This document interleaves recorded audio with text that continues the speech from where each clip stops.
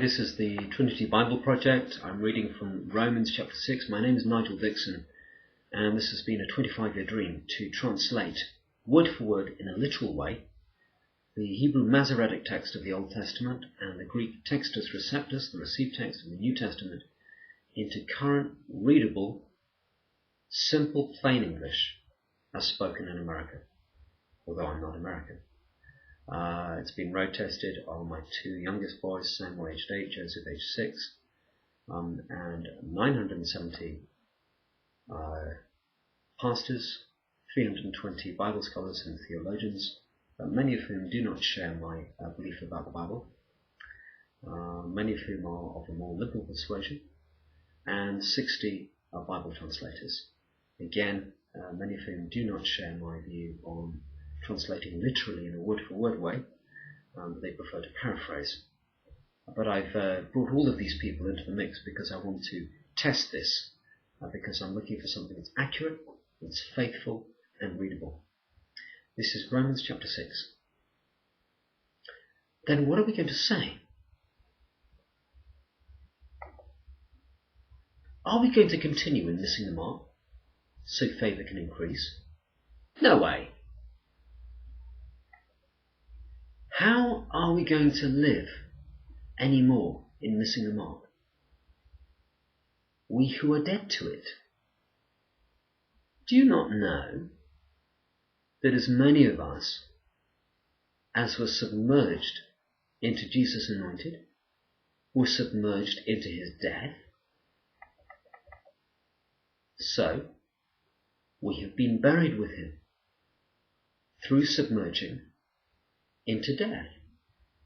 So, just like Anointed was raised up from the dead through the Father's glory, even so, we also should walk in ongoing renewals of life.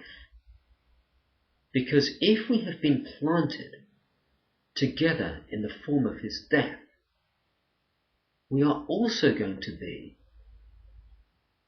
of the raising from the dead. Knowing this, our old man has been nailed with him to a cross, so the body of missing the mark can be destroyed. So, from now on, we ought not to be slaves to missing the mark, because the man who is dead from missing the mark, I'll repeat that.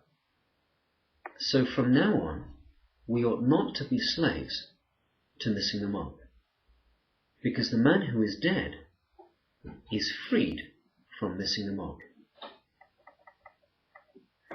Now, if we are dead with Anointed, we have faith, we are going to live with him too, knowing Anointed no longer dies. He has been raised from the dead. Death no longer has dominion over him. Because just as he died to missing the mark on one occasion only. So he lives. He lives to God. In the same way, for sure, you ought to reckon yourselves dead to missing the mark also, but alive to God through Jesus Anointed our Lord. So do not permit missing the mark to rule in your mortal body, to obey it in its rushing on. Do not exhibit your body parts as instruments of injustice and lack of right standing to missing the mark, but exhibit yourselves to God as those who are alive from the dead, and your body parts as instruments of justice and right standing to God. Because because missing the mark shall not have dominion over you, because you are not under the law, but you are under favor. What then? Shall we miss the mark because we are not under the law, but under favor? No way. Do you not know that anybody who you exhibit yourselves to as slaves to obey, you are his slaves to obey, if it is of missing the mark, to death, or if it is of obedience, to justice and right standing. But thank God, you were slaves to missing the mark, but from the heart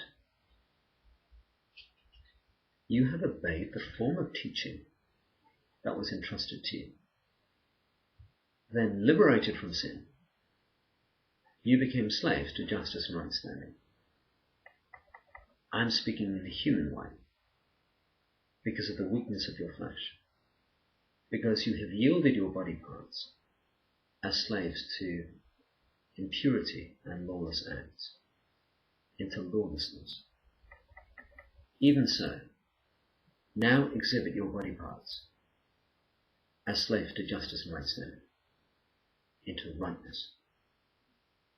Because when you were slaves of missing the mark, you were free from justice and right standing. So what fruit did you have in those things you are now ashamed of?